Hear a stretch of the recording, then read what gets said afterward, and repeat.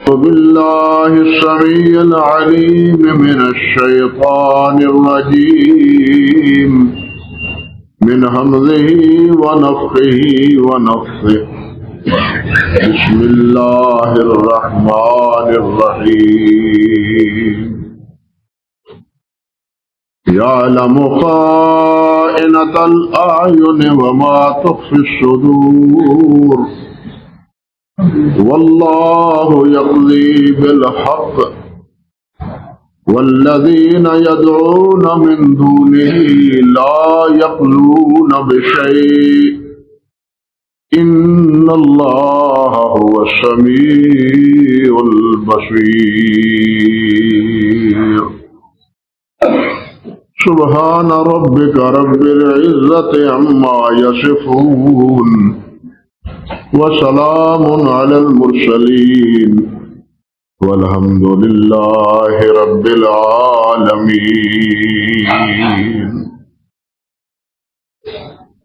محترم معزز سامعین کرام، عزت مآب میری بہنوں اور بیٹیوں،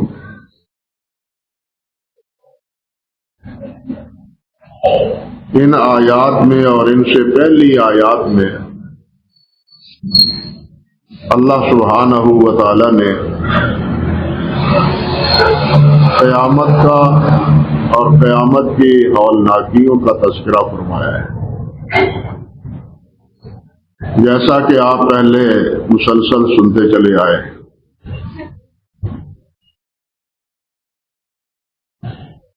اور اسی حوالے سے پہلے تو یہ بات ارشاد فرمائی کہ جس مالک نے فیصلے کرنے ہیں، جس کے ہاں تم سب نے حاضر ہونا ہے، وہ ذات وہ ہے جو یعلم خائنۃ الاعین وما تخفی الصدور، جو آنکھوں کی خیانت سے بھی واقف ہے اور جو دلوں میں خیالات آتے ہیں ان سے بھی آگاہ ہے. اللہ اکبر کبیرہ. وہاں نہ کوئی فریب چلے گا، نہ جھوٹ چلے گا، نہ کوئی غلط بات کرنے کا مجاز ہوگا. اپنی بدعمالیوں کا اگر وہ انکار کرے گا تو اللہ سبحانہ و تعالی کے فرشتے اس کا اپنا نامہ اعمال اور اس کے جسم کے اعضاء کو خود گواہی دے رہے ہوں گے کہ یہ کرتا رہا ہے. اعضاء تو ہیں ہی ہیں. خود اللہ ذوالجلال فرماتے ہیں کہ میں تو تمہاری آنکھوں کی خیانت سے آگاہ ہوں، تمہارے سرایا خفایا سے آگاہ ہوں، تمہارے ظاہر اور باطن سے آگاہ ہوں، تمہارے دلوں میں جو چٹکیاں اور جو خیالات اور جو تصور آتے ہیں میں ان سے بھی واقف ہوں. کیا کرو گے وہ؟ اور پھر یہ فرمایا واللہ یقضی بالحق. اس طرح پہلے فرمایا نا کہ اللہ ذوالجلال کسی پر ظلم نہیں کریں گے، یہاں فرمایا ہے اللہ حق کا فیصلہ کرے گا، کسی کے ساتھ کوئی زیادتی نہیں ہوگی، اس کا فیصلہ عدل اور انصاف پر مبنی ہوگا. جو انسان نافرمانیاں لے کے آئے گا اسے اس نافرمانیوں کا بدلہ ملے گا، اور جو عقیدہ توحید اور صحیح اعمال لے کے آئے گا اسے اس کی جزا جنت ملے گی. جیسے دوسرے مقام پہ فرمایا لیجزی الذین اساءوا بما عملوا ویجزی الذین احسنوا بالحسنى، کہ جنہوں نے گناہ کیے، نافرمانییں کی، حکم کی مخالفت کی، ان کو برا نتیجہ بھگتنا پڑے گا۔ یہ نہ سمجھے کہ کوئی چھڑا دے گا، کوئی وہاں چھڑانے والا نہیں ہوگا۔ یہ نہ سمجھے کہ وہاں کوئی سفارشی ہوگا، کوئی سفارشی وہاں نہیں ہوگا۔ اللہ اکبر کبیرہ۔ فرمایا وَيَجْزِيَ الَّذِينَ أَحْسَنُوا بِالْحُسْنَى، جو نیک عمل کریں گے ان کو نیک بدلہ ملے گا۔ قرآن مجید میں حسنہ کا اطلاق عموماً جنت پر ہوا ہے کہ جو نیک عمل لے کے آئے گا اسے اللہ جنت عطا فرمائے گا، اور جو برے اعمال لے کے آئے گا اس کا انجام برا جہنم ہوگا۔ اللہ اکبر کبیرہ۔ پھر اللہ تعالیٰ نے فرمایا والذین یدعون من دونہ لا یقضون بالشیء، کہ وہ لوگ جو اللہ کے علاوہ کسی اور کو پکارتے ہیں، اس سے مدد طلب کرتے ہیں، ان کی عبادت کرتے ہیں، نظر و منتیں مانتے ہیں، معبود بنا رکھا ہے جن کو اللہ کے علاوہ، فرمایا لا یقضون بالشیء، تو کچھ بھی فیصلہ نہیں کر سکتے۔ اس سے یہ بات تو سمجھ آ جانی چاہیے کہ یہاں من دون اللہ سے مراد بت نہیں ہے، وہ تو کوئی فیصلہ کرنے کے مجال ہی نہیں ہے، حیثیت ہی ان کی نہیں ہے بتوں کی۔ اس سے مراد وہ ہے جو انسان ہیں، اس سے مراد وہ ہیں جو فرشتے ہیں، جو انبیاء ہیں، جو صالحین ہیں، جن کی پرستش ہوتی، پوجا پاٹ ہوتی، وہ فیصلے نہیں کریں گے، بلکہ قرآن سے تو پتہ چلتا ہے کہ وہ فیصلے کیا کریں گے، وہ تو اللہ ذو الجلال کے یہاں خود پیش ہو۔ عیسائیوں نے عیسیٰ علیہ السلام کو اپنا معبود بنایا اور یہ عقیدہ رکھا کہ ہمارے سارے گناہ عیسیٰ علیہ السلام نے بخشوا دیے۔ کفارے کا مسئلہ جو ان کا ہے، سارے گناہ عیسیٰ علیہ السلام نے بخشوا دیے، اور ہم بخشوائے ہیں عیسیٰ علیہ السلام کو ماننے کی وجہ سے۔ لیکن قیامت کے دن، اور آج بھی ان کے ہاں لکھا ہے تورات انجیل میں کہ عیسیٰ علیہ السلام تو آسمان پر اللہ کے عرش کے اوپر اللہ کے ساتھ بیٹھے، معاذ اللہ ثم استغفر۔ اللہ اکبر۔ مگر اللہ ذو الجلال فرماتے ہیں وَإِذْ قَالَ اللَّهُ يَا عِيسَى ابْنَ مَرْيَمَ أَأَنْتَ قُلْتَ لِلنَّاسِ اتَّخِذُونِي وَأُمِّيَ إِلَٰهَيْنِ مِن دُونِ اللَّهِ، کہ عیسیٰ تم نے کہا تھا کہ مجھ کو اور میری ماں کو معبود بنا لو، میری پرستش کرو، مجھ سے حاجتیں اور دعائیں مانگو، جس طرح کہ آج مانگتے ہیں۔ کسی چرچ میں آپ نکل جائیں، اللہ سے خالص نہیں مانگا جاتا، بلکہ اللہ کے ساتھ حضرت عیسیٰ علیہ السلام کو بھی مانا جاتا ہے، دونوں کی پرستش ہوتی ہے، دونوں کو پکارا جاتا ہے۔ تو وہاں تو عیسیٰ علیہ السلام خود اللہ ذو الجلال کے ہاں جواب دہ ہوں گے، سفارش کیا کریں گے؟ اس سے مراد اس لیے یہ بت نہیں ہے، بلکہ اولیاء ہیں، انبیاء ہیں، صلحاء ہیں، فرشتے ہیں، جن کی بھی اللہ ذو الجلال کے علاوہ عبادت کی جاتی۔ اللہ سبحانہ و تعالیٰ فرماتے ہیں لا یقضون بالشیء، وہ کسی چیز کا بھی فیصلہ کرنے کے مجاز نہیں، فیصلے کا سارا اختیار رب ذو الجلال والاکرام کے پاس ہو۔ جو وہ فیصلہ فرمائے گا، جس کو جو حکم دے گا وہی ہو۔ علامہ ماتریدی رحمۃ اللہ علیہ نے بھی اور امام راغب نے بھی رحمۃ اللہ علیہ نے کہا ہے کہ قرآن مجید میں قضاء کے معنی 3 مفہوم میں پایا جاتا ہے۔ قاضی یا قضاء کا معنی تین معانی میں، تین مفاہیم میں پایا جاتا ہے۔ ایک تو قضا کے معنی ہے حکم، جس طرح اللہ سبحانہ و تعالیٰ نے فرمایا وَقَضَىٰ رَبُّكَ أَلَّا تَعْبُدُوا إِلَّا إِيَّاهُ، تیرے رب کا فیصلہ ہے کہ اللہ ہی کی عبادت کرو، اللہ کے علاوہ اور کسی کی عبادت کرو۔ اور اسی فیصلے کو دوسرے الفاظ میں یہ بات یوں فرمایا وَمَا أُمِرُوا إِلَّا لِيَعْبُدُوا اللَّهَ مُخْلِصِينَ لَهُ الدِّينَ، انہیں نہیں حکم دیا گیا سوائے اس کے کہ خالص اللہ کی عبادت کرو۔ تو قضا کے معنی کیا ہے؟ فیصلہ۔ لیکن ایک بات سمجھیے، ایک قضا ہے شرعی، ایک قضا ہے تقویمی۔ تقویمی قضا میں تو کوئی اللہ سبحانہ و تعالیٰ کا شریک نہیں۔ تقویم سے مراد تخلیق۔ اذا اراد بشيء ان يقول له كن فيكون،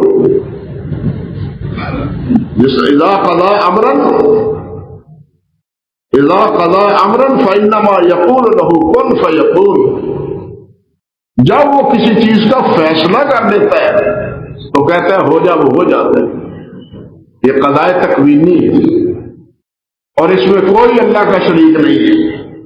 کسی نے کسی کو کوئی پیدا نہیں کیا سوائے اللہ ذو الجلال والاکرام۔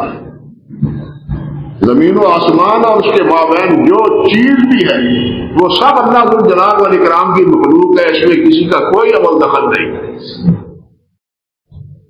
دوسری قضا تشریع ہے۔ شریعت کا پتہ کہاں سے چلتا ہے؟ شریعت کا پتہ چلتا ہے اللہ سے اور اللہ کے رسول سے۔ اللہ کے رسول جو فرماتے ہیں وہ دین ہے، اللہ جو فرماتے ہیں وہ دین ہے۔ اسی لیے اللہ سبحانہ و تعالیٰ نے ارشاد فرمایا ما کان لمؤمن ولا مؤمنۃ اذا قضى الله ورسوله امرا ان يكون لهم الخيرة من امرهم، کسی مومن مرد اور عورت کے لیے یہ گنجائش نہیں ہے کہ جب اللہ کا فیصلہ آ جائے، اللہ کے رسول کا فیصلہ آ جائے۔ اب یہاں اللہ کا فیصلہ اور اللہ کے رسول کا فیصلہ، یہ قضا فیصلہ حکم کیا ہے؟ یہ شرعی حکم کہ اللہ کا حکم شرعی ہے، بلکہ اصل حکم ہی اللہ ذو الجلال والاکرام کا ہے، اور اللہ کے رسول صلی اللہ علیہ وسلم کا حکم وہ اللہ رب العزت کی اطاعت اور اللہ کی فرمانبرداری میں، کیونکہ خود اللہ سبحانہ و تعالیٰ نے ارشاد فرمایا ہے کہ رسول کی اطاعت وہ میری اطاعت۔ رسول کی اطاعت کس کی ہے؟ اللہ کی اطاعت۔ اس لیے شریعت کا ہمیں پتہ کس سے چلتا ہے؟ یہاں یہ بات بھی سمجھنی چاہیے کہ اللہ کا فیصلہ قضاء شرعی، قاضی شرعی کون ہے؟ اللہ اور اللہ کے رسول ہے، یعنی وہ جن کے کسی فیصلے پر سوال نہیں ہو سکتا، جن کے کسی فیصلے پر سوال نہیں ہو سکتا، اللہ کے کسی فیصلے پر سوال نہیں ہو سکتا، اللہ کے رسول کے دینی کسی فیصلے پر سوال نہیں ہو سکتا، اللہ اور اللہ کے رسول کے علاوہ جو بھی فیصلہ کرے ان سے سوال ہو سکتا ہے۔ بات سمجھ لیں، وہ صحابہ کرام ہو، ائمہ مجتہدین ہو، علماء کرام ہو، جو بھی ہو، ان سے پوچھا جائے گا کہ اس بات کی دلیل کیا ہے، لیکن رسول کا فرمان بذات خود دلیل ہے، اللہ کا فرمان بذات خود دلیل ہے، وہ دلیل کا محتاج نہیں ہے۔ بات سمجھے؟ یعنی اللہ کا فیصلہ دلیل کا محتاج نہیں، وہ خود دلیل ہے۔ اللہ کے رسول کا فیصلہ خود دلیل ہے، وہ دلیل کا محتاج نہیں ہے۔ لیکن اللہ اور اللہ کے رسول کے علاوہ جو بھی فیصلہ کرے، وہ صحابی ہو، اور واقعات موجود ہے تاریخ میں صحابہ کرام رضوان اللہ علیہ اجمعین کے حوالے سے کہ وہ جب کوئی فیصلہ کرتے تو صحابہ پوچھتے کہ جی جناب آپ کی رائے ہے، لیکن حدیث اس کے خلاف ہے، نبی علیہ السلام نے یہ ارشاد فرمایا ہے. صحابہ اختلاف کرتے تھے نبی علیہ السلام کے حکم اور فرمان کی وجہ سے، اس لیے ہر ایک سے دلیل طلب کی جا سکتی ہے، لیکن رسول سے یہ نہیں کہا جا سکتا کہ جی اس کی دلیل کیا ہے، کیونکہ آپ کی زبان اقدس سے جو بات نکلتی ہے وہ بذات خود دلیل ہے. اور یہ دلیل اس لیے ہے وَمَن يُطِعِ الرَّسُولَ فَقَدْ أَطَاعَ اللہ کے رسول کی اطاعت اللہ کی اطاعت ہے. اور یہ اس لیے بھی ہے کہ وَمَا يَنطِقُ عَنِ الْهَوَىٰ إِنْ هُوَ إِلَّا وَحْيٌ يُوحَىٰ کہ محمد رسول اللہ جو بات کرتے ہیں وہ من جانب اللہ کرتے ہیں، اپنی خواہش سے نہیں کرتے. وہ خود فرماتے ہیں إِنْ أَتَّبِعُ إِلَّا مَا يُوحَىٰ إِلَيَّ، میں اسی کی تابعداری کرتا ہوں جو اللہ ذو الجلال میری طرف وہی فرماتے ہیں. یہ فرق ہے.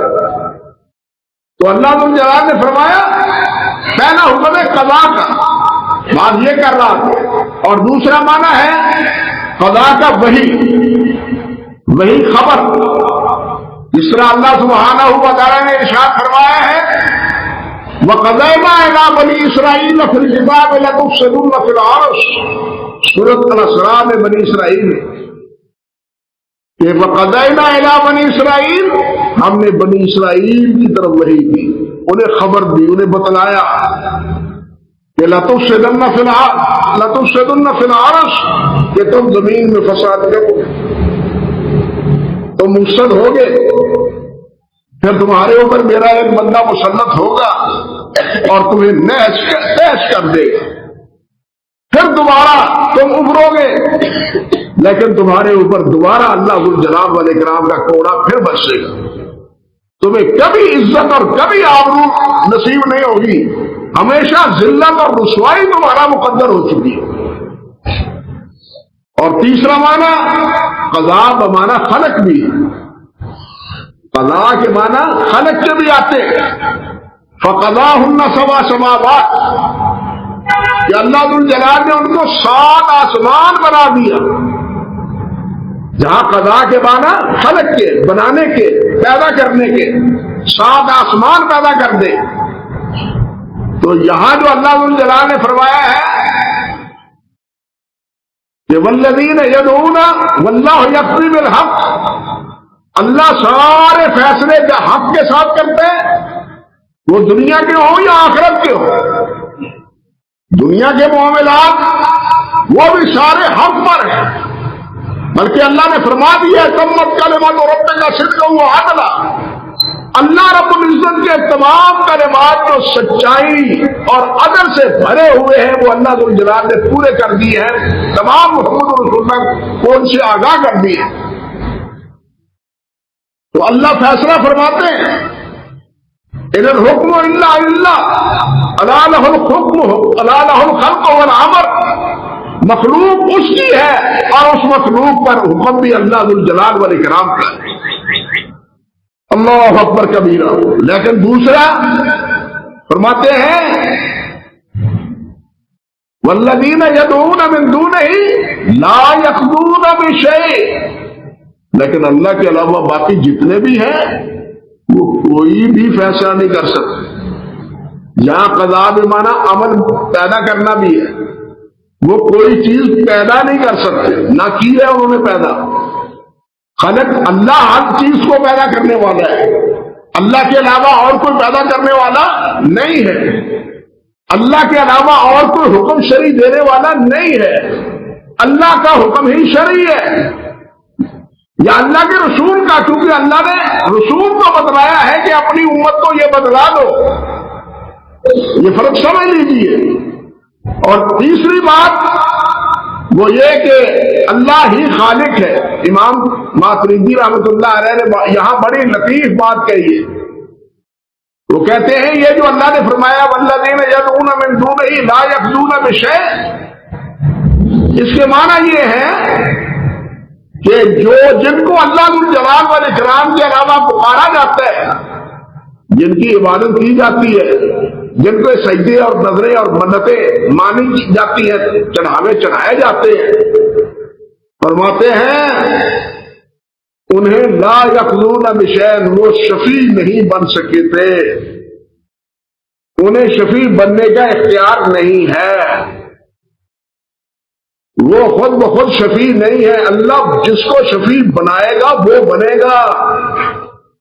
بات سمجھے؟ اللہ جس کو شفیع قیامت کے دن بنائے گا، تم نے تو سفارشی بنا دی ہے نا، ہؤلاء شفاؤنا عند اللہ، یہ ہمارے سفارشی ہیں۔ ما نعبدهم الا ليقربونا الى الله زلفى، ہم تو ان کی اس لیے عبادت کرتے ہیں کہ یہ اللہ کے ہمیں قریب پہنچا دیتے ہیں، اللہ کا قرب ہمیں نصیب ہو جاتا ہے، یہ تو یہ کہتے ہیں۔ مگر اللہ ذو الجلال والاکرام نے فرمایا کہ لا یقضون بشیء، کہ وہ کوئی شفاعت مقرر نہیں کر سکتے، وہ شفیع بن نہیں سکتے، نہ مقرر کر سکتے ہیں نہ وہ شفیع بن سکتے ہیں۔ اللہ اکبر کبیرہ۔ شفاعت کے فیصلے سارے کے سارے کس کے ہاتھ میں ہوں گے؟ اللہ کے ہاتھ۔ اللہ جس کو سب چاہے شفیع بنائے، یعلم ما بین ایدیہم وما خلفہم ولا یشفعون الا لمن ارتضی ولا یشفعون الا لمن ارتضی۔ اللہ فرماتے ہیں اللہ جانتا ہے جو ان کے آگے ہے، جو ان کے پیچھے، سب کچھ اللہ ذو الجلال والاکرام جانتا ہے۔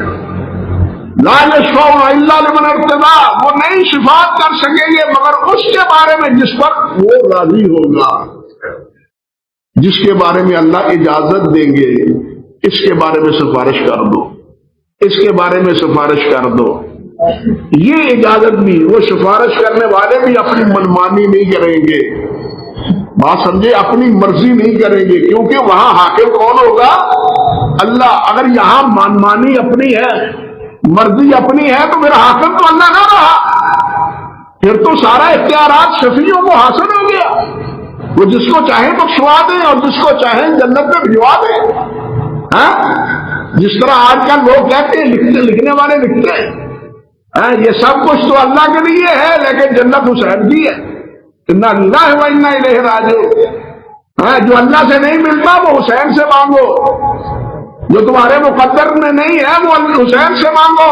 آپ نے دیکھے ہوں گے اشتہارات، جو اللہ سے نہیں ملتا، جو اللہ کے ہاں سے مقدر تمہارا نہیں ہے، وہ حسین سے مانگو۔ گویا حسین غالب ہے اور اللہ مغلوب ہے، معاذ اللہ ثم استغفر اللہ۔ کیا سمجھے ہم نے اللہ وحدہ لا شریک کو؟ اللہ جلال نے تو فرمایا کہ جس کو میں کہوں گا کہ اس کی سفارش کرو، اس کی سفارش کریں گے، اور جس کو اجازت دیں گے بولنے کی وہ بولے گا، اپنی مرضی سے کوئی بول بھی نہیں سکے گا۔ یوم یقوم الروح والملائکۃ صفا لا یتکلمون الا من اذن له الرحمن، جس کو اللہ اجازت دے گے، رحمان اجازت دے گے، وہ بولے گا، ورنہ کوئی بول بھی نہیں سکے گا۔ اللہ اکبر، اختیار اس کے پاس ہے، بولو بھائی، نہیں بولو کوئی بول نہیں سکے گا، کیونکہ وہ مالک وہ ہے، مالک یوم الدین وہ ہے، انصاف کے دن کا مالک وہ ہے، جس کو چاہے بولنے کی توفیق دے، جس کو چاہے نہ بولنے کی توفیق۔ اللہ اکبر کبیرہ۔ سب کچھ اللہ کو جلال کے اختیار میں ہے بھائی، دنیا میں بھی اور آخرت میں بھی۔ اللہ اکبر۔ فرمایا وَهُم مِّن خَشْيَتِهِ مُشْفِقُونَ، وَهُم مِّن خَشْيَتِهِ مُشْفِقُونَ، بلکہ جن کو شفیع سمجھتے ہیں وہ تو خود اللہ ذو الجلال سے خوف کھاتے ہیں، وہ تو خود خوف کھاتے ہیں، وہ تو خود اللہ سے ڈرتے ہیں، وہ تو خود اللہ سے بخشش کی دعائیں مانگتے ہیں، وہ تو خود اللہ سے رحمت کی دعائیں مانگتے ہیں۔ کون ہے جو اللہ کی رحمت اور اللہ کی بخشش سے بے نیاز؟ اور سب سے اعلیٰ ہستی تو سید الاولین والآخرین حضرت محمد رسول اللہ ہے نا، حضرات انبیاء ہے نا، اور حضرات انبیاء میں سب سے اعلیٰ اور افضل کون ہے؟ حضرت محمد رسول اللہ ہے صلی اللہ علیہ وسلم۔ لیکن آپ بھی کیا فرماتے ہیں؟ فلا تکلنی الی نفسی طرفۃ عین، یا اللہ میرے نفس کو میرے حوالے میری آنکھ جھپکنے کے برابر بھی نہ کرنا۔ اللہم رحمتک ارجو، یا اللہ مجھے تیری رحمت پر امید ہے، اپنے اعمال پر امید نہیں ہے۔ نبی الانبیاء ہیں، اللہ اکبر کبیرہ، نبی الانبیاء ہیں، سمجھ لیں لیکن گھر میں بیٹھے سیدہ عائشہ ام سلمہ دونوں فرماتی ہیں اکثر یہ دعا پڑھتے تھے یا مقلب القلوب ثبت قلبی علی دینک، یا مقلب القلوب ثبت قلبی، اے دلوں کے بدلنے والے میرے دل کو اپنے دین پر ثابت رکھ۔ یہ سب دنیا کو ہدایت دینے والے آئے ہیں، یہ دنیا کی اصلاح کے لیے آئے ہیں، لیکن اپنی اصلاح کا سوال کس سے کرتے ہیں؟ اللہ وحدہ شریف سے، کیونکہ اللہ یہ دل کس کے قبضے میں ہے؟ اللہ کے قبضے میں، یہ دل اللہ کے قبضے میں ہے۔ حدیث میں آتا ہے نبی علیہ السلام سے پوچھا، عرض کیا حضرت عائشہ نے، حضور آپ کو کیا خوف ہے، کیا خطرہ ہے؟ آپ کو تو اللہ نے بڑے اعزازات سے نوازا ہے، اللہ نے تو آپ کو فرمایا وَلَسَوْفَ يُعْطِيكَ رَبُّكَ فَتَرْضَىٰ، اللہ نے تو آپ کے بارے میں فرمایا ہے کہ میں نے تمہارے پہلے پچھلے سارے غلطیاں معاف فرما دی، آپ تو بخشے بخشوائے ہیں، آج یہ کیوں دعا کرتے ہیں؟ فرمایا عائشہ ان قلوب العباد بین اصبع الرحمن، دل جو ہے انسانوں کے اللہ کی انگلیوں کے درمیان ہے، یقلبها کیف یشاء، جس طرح اللہ چاہتا ہے فیصلہ کرتا ہے۔ یہ فیصلے کس کے ہاتھ میں؟ اللہ ذو الجلال والاکرام کے ہاتھ میں، کسی اور کے ہاتھ میں فیصلے نہیں۔ اللہ اکبر کبیر۔ تو اللہ ذو الجلال ہمارے دلوں کو، اسی لیے تو ہمیں دعا قرآن میں بھی سکھائی گئی، ربنا لا تزغ قلوبنا بعد اذ ہدیتنا، ربنا لا تزغ قلوبنا بعد اذ ہدیتنا وہب لنا من لدنک رحمہ، دونوں چیزیں آ گئی، وہب لنا من لدنک رحمہ، یا اللہ اپنی طرف سے ہمیں رحمت عطا فرما۔ اللہ اکبر کبیر۔ ہمارے پلے تو کچھ نہیں، بس اپنی جناب سے رحمت ہم پر ہو جائے۔ تو یہ اس رحمت سے اور اس بخشش سے کون بے نیاز ہے؟ کوئی بھی بے نیاز ہے۔ اسی لیے اللہ سبحانہ و تعالیٰ نے فرمایا وَهُم مِّن خَشْيَتِهِ مُشْفِقُونَ، او کمڑے ہو جنہاں دے پیچھے تسی پے ہو او تے میرے کو ڈر دے پھردے۔ اللہ اکبر۔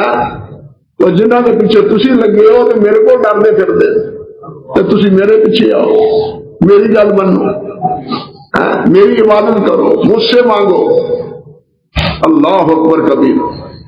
لیکن افسوس ہے کہ اتنی صاف سیدھی ستھری بات سے بھی ہم کو ہدایت نہیں آتی۔ اور یہ کیوں نہیں آتی کہ ہدایت بھی اللہ کے اختیار ہے، کہ ہدایت بھی اللہ کے اختیار ہے، اور یہ ہدایت ایسے نہیں ملتی، بہت مہنگی ہے، یہ اللہ کے دینے سے ملتی ہے۔ اصول یہ ہے والذین جاہدوا فینا لنہدینہم سبلنا، جو کوشش کرتے ہیں ہم اسے ہدایت دے دیتے ہیں۔ آپ ذرا پڑھ کے دیکھیں ایاک نعبد و ایاک نستعین کی تفسیر، کیا عرض کروں، کیا کہتے ہیں وہ؟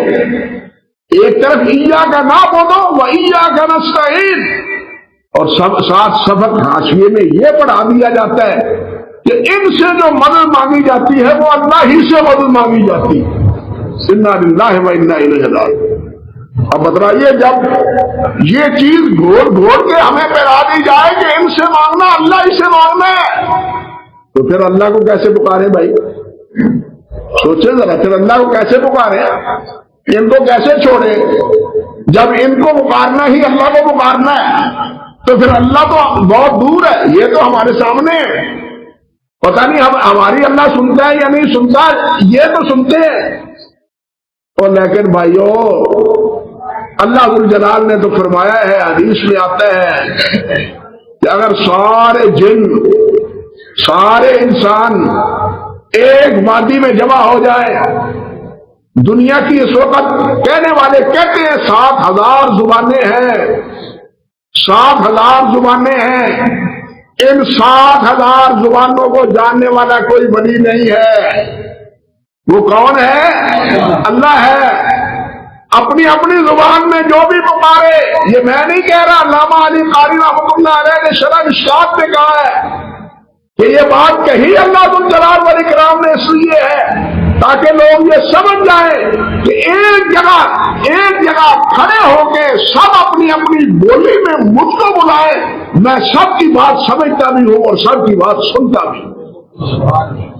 یہ اختیار صرف میرے اللہ الجلال والاکرام کا، یہ شان صرف اللہ وحدہ لا شریک کی ہے، ورنہ ہم تو کہتے ہیں جناب ہوئے باری سے رو گل کر ہوئے باری نہ گل کر، دو چار اکٹھے باتیں کریں گے پلے پڑتی ہے بات، ہم کہتے ہیں یار اس کے بعد بات کرنا، پہلے بات اس کی تو سن لینے دو۔ یہاں حال تو یہ ہے ہمارا، لیکن اللہ الجلال والاکرام اس قسم کی کمزوریوں سے مبرہ ہے، پاک ہے، وہ سب کی سنتے ہیں۔ یہ جتنے بھی ہیں یہ سوتے بھی ہیں یا نہیں، یہ مرتے بھی ہیں یا نہیں، فوت ہوئے ہیں یا نہیں، سوئے ہیں یا نہیں۔ تو جب آپ بلائیں وہ سوئے ہوئے ہوں تو پھر بھی وہ سنیں گے، جب آپ پکائے وہ فوت ہو چکے ہوں وہ پھر بھی سنیں گے۔ سنتا تو وہ ہے جو حی القیوم ہے، اسی لیے اللہ نے فرمایا جو حی القیوم ہے فدعوہ مخلصین، اسی کو پکارو جو حی القیوم ہے، جو زندہ نہیں ہے اس کو کیا پکارنا۔ یہاں بھی اللہ سبحانہ و تعالی نے یہی بات ارشاد فرمائی۔ پھر آخر میں اپنے دو صفتیں، ان اللہ هو السمیع البصیر، اللہ ہی سننے والا ہے، سمیع اللہ سننے والا ہے، ہر ایک کی سنتا ہے، رات ہو دن ہو تنہائی ہو یا مجمع عام ہو، جہاں بھی کہیں انسان بول رہا ہے اللہ اس کی سنتا ہے۔ اللہ اکبر کبیرہ۔ حضرت سیدہ عائشہ رضی اللہ تعالی عنہا فرماتی ہیں آپ کا حجرہ ہے کتنا؟ 3 قبریں ہیں، 1 قبر کی جگہ ہے باقی، اتنا سا حجرہ ہے۔ آپ اس دنیا سے رخصت ہوئے تو درمیان میں پردہ لٹکا دیا اور ایک طرف حضرت عائشہ بیٹھنے لگی، جگہ اتنی سی ہے۔ فرماتی ہیں میں اپنے گھر کے کونے میں بیٹھی تھی، سیدہ خولہ آئی، وہ آ کے نبی علیہ السلام سے احتجاج کرتی ہے، سوال کرتی ہے، مجادلہ کرتی ہے۔ سورت مجادلہ پڑھ کے دیکھیں اس کی پہلی آیات، وہ مجادلہ کرتی ہے اپنے رسول سے، حضور میری جوانی میرے خاوند نے کھا لی، میں بوڑھی ہو گئی اور اب بڑھاپے میں آگے کہتا ہے تو تو میری ماں ہے، تو تو میری بہن ہے۔ اعوذ باللہ من الشیطان الرجیم۔ حضرت عائشہ فرماتی ہے وَأَنَا فِي نَاحِيَةِ الْبَيْتِ تَشْكُو زَوْجَهَا وَمَا أَسْمَعُ۔ یہ امہات المومنین ہیں، مومنوں کی ماں ہے، ولیوں کی ماں ہے، وہ کیا فرماتی ہے؟ سامنے بیٹھی ہے، نبی علیہ السلام سے شکوہ کر رہی ہے، لیکن ماں اسماؤ میں نہیں سن رہی، یہ زندہ نہیں سن رہی، قریب بیٹھی ہوئی نہیں سن رہی۔ بندہ سنتا ہے جو قریب ہو، دور کی تو سنتا ہی کوئی نہیں، اور قریب اور دور کی سنتا ہے تو میرا اللہ سنتا ہے۔ قریب اور دور کی سنتا ہے تو کون سنتا ہے؟ میرا اللہ سنتا ہے۔ اسی لیے حضرت عائشہ فرماتی ہے ما اسمع ما تقول فانظر اللہ قد سمع اللہ قول التي تجادلك في زوجها۔ اسی حالت میں اللہ نے قرآن نازل کر دیا کہ اللہ نے اپنی بندی کی آواز سن لی۔ حضرت عائشہ فرماتی ہے الحمدللہ الذی وسع سمعه الاصوات، اس اللہ کا شکر ہے جس کی سماعت تمام آوازوں پر حاوی ہے۔ میں نہیں سن رہی لیکن آسمانوں پر میرے اللہ نے سن لیا۔ سننے والا ہو سمیع وہ ہے، سمیع ہے، وہ سامع بھی ہے، وہ سمیع بھی ہے۔ اللہ اکبر کبیرہ، اللہ اکبر کبیرہ۔ تو بھائی اس سمیع کو پکارے، اس سننے والے کو پکارے جو ہمیشہ سنتا نہیں ہے، جو ہر وقت سنتا نہیں ہے، اس کو پکارنا تو بے عقلی ہے۔ آپ یہاں بیٹھے ہوئے کسی کو آواز دے وہاں تک پہنچے گی، اور اگر آپ کہتے ہیں کہ جی نہیں پہنچ جاتی، وہ بھی یہاں سے سن لیتے ہیں، تو پھر آپ نے اللہ کیا ان کو شریک بنایا یا نہیں؟ آپ خود فیصلہ فرما لیں کہ کہ دور سے سننے والا کون ہے؟ اور ہم نے اس کو بھی دور سے سننے والا مان لیا تو اس میں اللہ کی صفتیں سمجھی اس کو شریک کر دیا. تو یہ شرک اور کس کو کہتے ہیں؟ کہ اللہ کی صفات میں دوسروں کو شریک کر دینا، حالانکہ اللہ کی صفات میں کوئی شریک نہیں ہے، نہ اللہ کی ذات میں شریک ہے نہ اللہ کی صفات میں شریک ہے. قل هو اللہ احد اللہ الصمد لم یلد ولم یولد ولم یکن لہ کفوا احد. اللہ کی ذات میں نہ کوئی شریک ہے نہ اللہ کی کسی صفت میں کوئی شریک. اللہ اپنی صفات میں یکتا ہے اور اللہ ذو الجلال اپنی ذات میں بھی واحد اور احد اور لا شریک ہے. اللہ سبحانہ و تعالی کسی عقیدے پر ہمیں قائم رکھے. آگے ہے بالبصیر، دیکھنے والا ہے، وہ سمیع بھی ہے.